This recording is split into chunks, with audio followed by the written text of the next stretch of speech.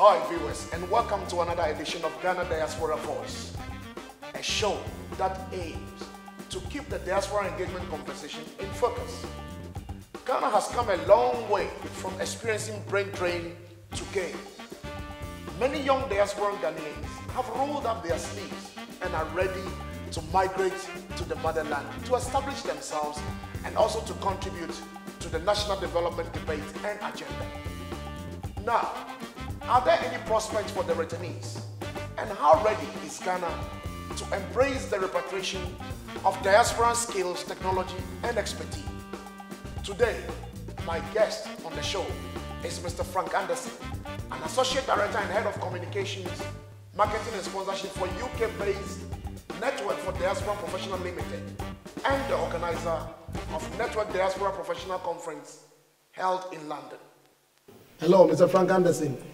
Hello. You're welcome to Ghana Diaspora Voice. Thank you very much. It's a pleasure to be here. It is my pleasure also to have you today on the show. Thank you. I know your organization is working so hard to bridge the diaspora with the Ghana. Yes. But then, over the years, we've seen a lot of Ghanaians return back home, trying to settle down. Would you say that those who have returned from the diaspora have settled well in Ghana? It's a double-edged sword. There are those who prepare to go to Ghana. And if I say prepare, I mean before you meet the idea to go to Ghana, you have to build your network very well. You have to understand the dynamics of Ghana. You don't just get up, pack your bag and say, I'm going to Ghana. You know, there are a lot of people that have gone and have returned without really finding their feet. But the crucial point for us is to build a network. For example, if you have a family in this country, you're going to Ghana, the first thing you think about is your children's education, their health care, where you're going to put your head. That is one important. Absolutely. Yeah. You can't go to a country if your health care is not, guaranteed. And so these things are all happening, but it is slow, but better start slowly than ever. And so these are some of the things that people have encountered, a lot of people who are facing some of these challenges. But we're hoping that as we dialogue, as we build a network, as we remind both government and corporate Ghana that there is absolutely no way Ghana is going to cross the next stage of its development without tapping into its human resource base abroad, we're not going anywhere. Oh, good. You know, looking back, I personally know kind of few people who have returned home and they keep on complaining about the bureaucracy of the system. It is a huge obstacle, but again, it is improving. 10 years ago, if we were having this discussion, I would have said something different. You know, our middle class as Ghana is growing, and more of educated young Ghanaians are beginning to speak. They're beginning to demand value for money. You mean from within the country? From within the country. Right. And those overseas that have returned home, they've seen better ways of doing things, how more efficient and more professional way in, business conduct or, say, government services. And so they begin to speak up. Now that this is happening, politicians are also beginning to listen. Because some time back, the educated people were just the minority. Majority were illiterates. But more and more people are beginning to educate themselves. If you speak to any, for example, local person right now, although they're working, they're taking a course in game power, they're doing a course in one of the professional institutions. So education is expanding. People are gaining knowledge. And the more knowledge you gain, the more you begin to see things differently. And so the days where politicians will just say, oh, these people are so ignorant, and so they hoodlock them into believing everything, it's changing. We can only continue that process by speaking a lot more, demanding accountability, demanding better ways of doing things from our leadership. And that is how I think that we can change it. Okay. Now, talking about businesses in Ghana now, are there any government policies that you personally know of that can actually reassure prospective entrepreneurs that are based here in the diaspora who are hoping to return home to start investment and to start businesses? There are policies. There's been policies right from the Fourth Republican Constitution. Let's be clear, policies are just on paper. It takes human beings to execute those policies, to make them, successful. it takes people to sell the idea, sell the policy out to those Ghanaians in the diaspora with capital, with knowledge, to come home and perhaps give them task concessions, give them, create an environment for them to flourish.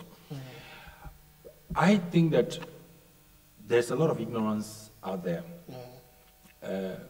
We are not so open with our governance structure as the case may be. For example, here in the UK, if you go to the UKT website, or you are a UK firm outside the UK, there are various support networks available for you. If you're a businessman in Ghana, for example, a British businessman, when you go to British Embassy, there are open and laid out leaflets for you to read or people to speak to help you break or knock on certain doors. We have that here in the UK, for example. But I don't think they are open enough. The public outreach is wide enough for people to understand what there is for them.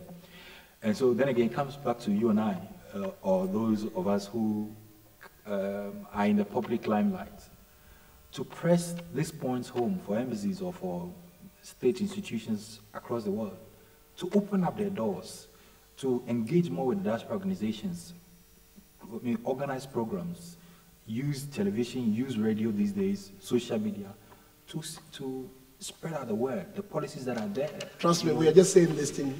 It's so easy to talk about it here. Yeah. And like as you said, this is a platform. Yeah. This is a major platform to hedge such policies. But trust me, when it comes to seeking for help, we can't break beyond the bureaucracy and the things like that. I have been there. So, what can we do? Sometimes it seems like we are just hitting nowhere. No, I think you're doing, one of the reasons why I accepted to grant this interview was I followed what you've been doing, and it's remarkable. Thank you. It's not yet in the market, put it that way. Definitely. And it's a platform for us to champion some of these things. We can only help to make it better. And we have to draw, there are so many splinter organizations, small groups doing things independently, but the only way we can do it is solidify all our effort, put them together in a network. That is how we affect policy. The Bible says 2 heads are better than one. Exactly.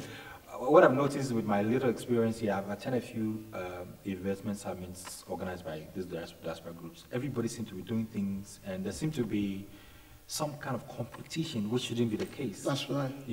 We need to be able to bounce ideas off each other, network more, and then kind of affect policies that are put together to affect our lives.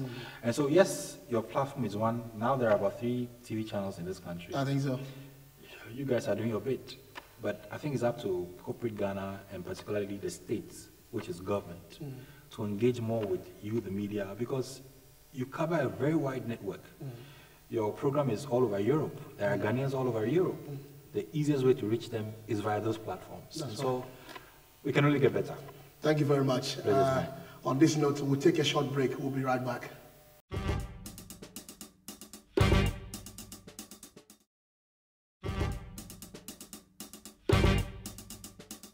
You recently organized the Ghana Career and Opportunity Fair in London. Yes. And the High Commissioner, Professor Kojo was there. Could you highlight some of the achievements and the impact that the event has had on the good work you were doing?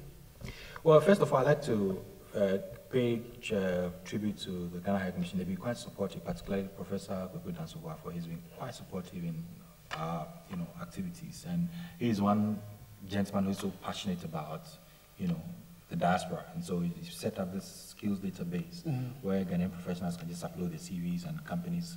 So we're grateful to them.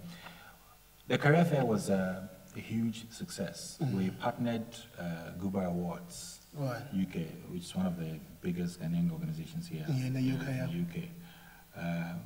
ROG is one of our major clientele, put it that way. We thought, it's difficult for people to always go to Ghana in search of job. And people are not making use of the web portals these days. Most companies in this country recruit via the internet. Ghana is the opposite. You have to sit right in front of the person. You know, you mentioned bureaucracy. That's right. We are now catching up with the modern ICT way of doing things. That's right. So we thought, okay, if we bring the companies rather here to the UK and get them to engage with Ghanaian professionals, that perhaps may open the door. And it did open the door. We had about over 500 people turning up on that day. Very interesting. Our database of CVs is just ridiculous.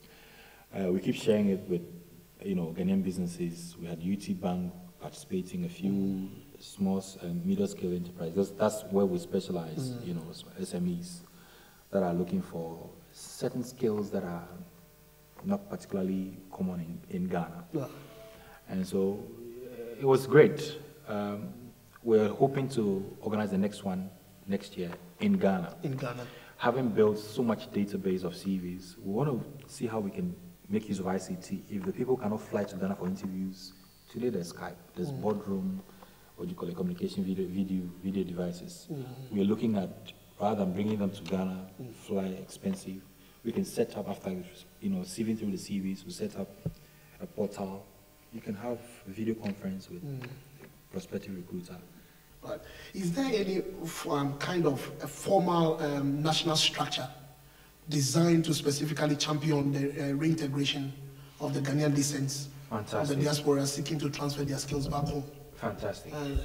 Yes, there is, in fact, I only got to know because we worked with them recently. Ghana Diaspora Support Unit is under the Ministry of Foreign Affairs and Regional Integration. And the guys working there are very helpful people. I mean, for the first time in my dealing with semi or quasi public institution, they are so efficient, you won't believe it. But they need help in terms of publicity, in terms of partnership. All the professional organizations or Ghanaian professional associations dotted around the world, we need to help them. They're doing so well, I can't even enumerate. But it looks like their work has been overshadowed because there isn't, our media landscape is everything is now just politics, nothing, so again, it comes to you and I, especially those of you in the media, to build those strategic partnerships with them and, spread the word. And I'm sure over time they will succeed. Having said that, I think government itself needs to pay particular attention to the Ghanaian diaspora. If you listen to radio or television, or you watch television these days, Ghanaians all over the world, they are interested in what is happening in their country. They do so much remittances to Ghana. Obviously, if their heart is not there, they wouldn't be doing it. Yeah.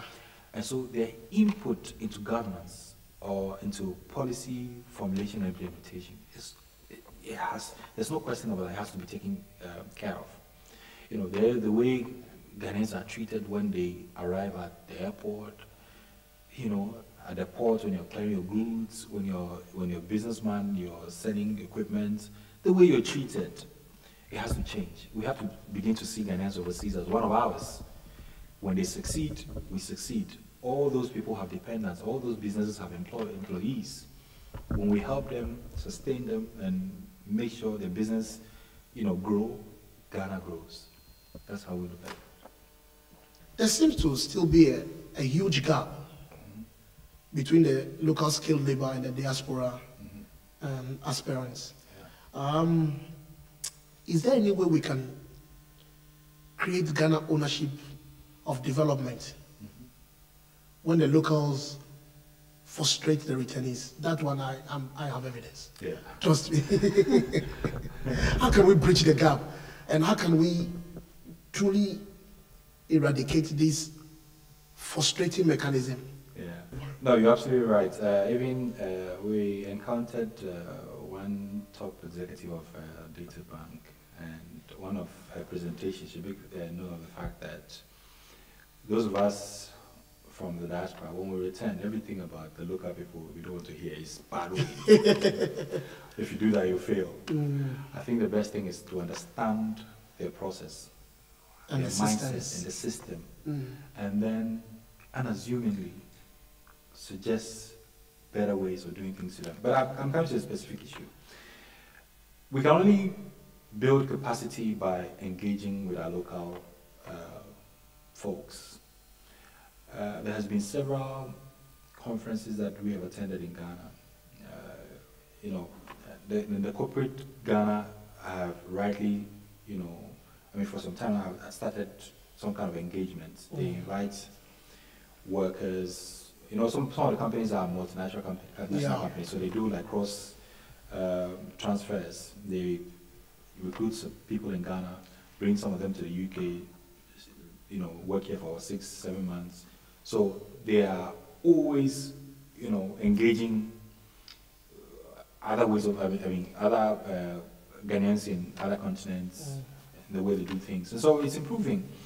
But I think there should be a deliberate attempt. We should have, by now, things, organizations like National Commission for Civic Education, or even, for example, Ghana Institute, no, it's not Ghana Institute, Association of Ghana Industries, begin to find common platforms to do cross-exchange in terms of skills development, attitude, and modern ways of doing things.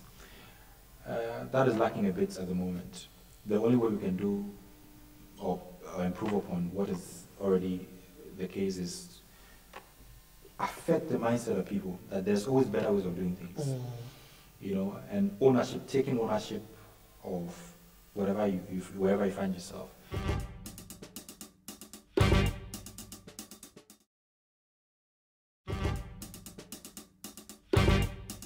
There is a huge untapped resources and skill in the diaspora, yet Ghana keeps going out to other nations to solicit for help and for development. I'm happy there seems to be a gradual change of mindset. I hear there'll be a bond that will be floated in the diaspora for Ghanaians wanting to invest in, for example, infrastructure. Imagine Ghanaians all over the world, everybody investing, for example, £20.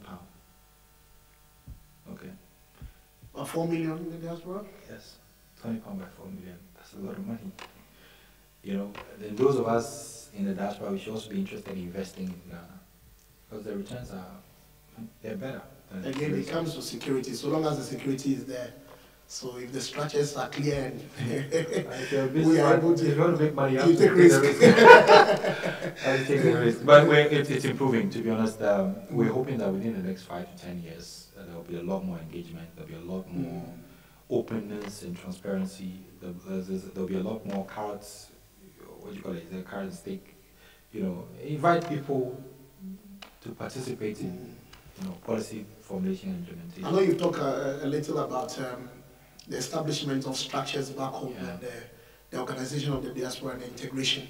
And then what assurance can you give to the Ghanaians who are watching this program out there that there are good prospects at home to get them jobs, to start them out with their businesses, that they should have no reason to be afraid of anything, but they should just return home? I wish I had the, what do you call it, the power to say so. Well, unfortunately, I'm not I'm not a policymaker. I'm not what do you call it, a state appointee, or what do you call it, a public servant or that way. We can only encourage. That's right. But we happen to find ourselves in the middle of the diasporans and the policy makers. Ours is just to, I don't want to use the word lobby. Ours is just to press on the need to engage more. Press on the need for us to feel that we owe our country a duty to, you know, make our skills and competencies available. Because let's face it, here in England, we're building this country for the English. I will never be an Englishman. My DNA is Ghana. That's right. And so if we are here enjoying the system, and the system is running effectively, we can only replicate, you know, the system back home. And if it's not happening, we have to start knocking at the doors of those who are supposed to make it happen. Let's, you know, share the ideas and with them. Hopefully they'll listen. If they don't listen, make noise, and let's get rid of them. That's right. Thank you very much. Before we take another break, you know, let me take you back. 10, 15 years ago, we were talking about, you know, the brain drain. Yes. But now, is Ghana experiencing brain gain? And if it is, how are we as a nation maximizing the opportunities that it brings along? We're definitely experiencing brain gain. A lot of my friends, our work involved a lot of, the city of London, a lot of Ghanaians there, and even in America, my business partner has a lot of, corporate friends in America, and all of them, most people seem to be going to Ghana, not just for purposes of being employees. They are setting up, some are into what they call them, loan finance. What's the name? There's a word for them. I forgot. So they're into lending, as mutual funds. Some are building their own mutual fund companies, and some are into project management. They're into IT, building softwares. This is what we used to call susu. Yeah. They've polished it nicely and then done it. The banks are not lending to SMEs as we would want to, and even if they're lending, the collateral is usually high and the interest rate is high. So these guys are finding a market in between the banks and the SMEs, and so they're doing quite well. But we need to be able to track what they're doing to see how it's impacting on society. And we need to hear their own stories, the challenges they've faced, those of them who have become successful. If we can correct those challenges or improve the process, we're making a headway. But unless and until we find a way of getting feedback, there should be a system of feedback to, for example, registering company, the process, filing for taxes, the process, national insurance, which is a SMIT, the process. We've got to improve these things, and then the feedback should be able to flow so that policymakers or decision makers will be having a look at how to perfect the system. The ones that are not working, you improve it. That's how it should work. Unfortunately, like I said before, the system is just not there at the moment. We've got to make it happen. Brain gain, but the systems are not there. Yeah. Thank you so much, Mr. Anderson, mine. for coming on to Ghana Diaspora Voice. And thank you for inviting inviting us. It's my pleasure having you. Yes, and I hope we'll be able to have this conversation again sometime in the future. I'm more than ready to have you. Thank you for inviting me. Thanks very much. Thank you.